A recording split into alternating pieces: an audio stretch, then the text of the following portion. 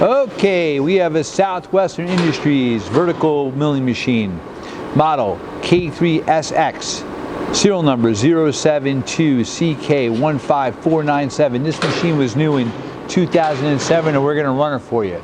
Machine has a ProtoTrack SMX 2-axis CNC control, 3-axis in DRO mode. He's running the X-axis. You have a 10x50 table with 32 inches of X travel.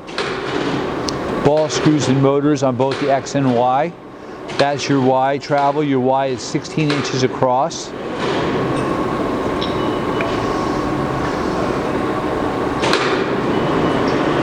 You have 5 inches of quill travel, which is manual. In manual mode, you can see that the control reads the digital readout for the quill. That's about 1400 in the high range. 1400 in the high range. It goes up to 4200 in the high range. 2400. 2400. Machine's nice and quiet. You have an R8 spindle with a torque right air actuated power drawbar. That's the low range. 250 in the low. 250 in the low.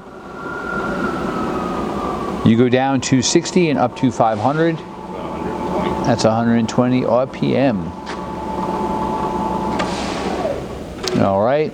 You can see the knee. Crank the knee up. The knee goes up and down. Also 16 inches. Thank you. That's good. See, and then show the hand wheels in manual mode. There you go. Turn into a digital readout.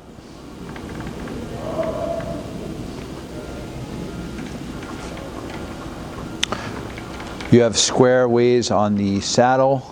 Can you lift up the weight covers if possible? There you go. You can see there. You have square ways. Hard on the ground. All right. And again, this is an SMX control ProtoTrack. Hey, thank you for watching our video.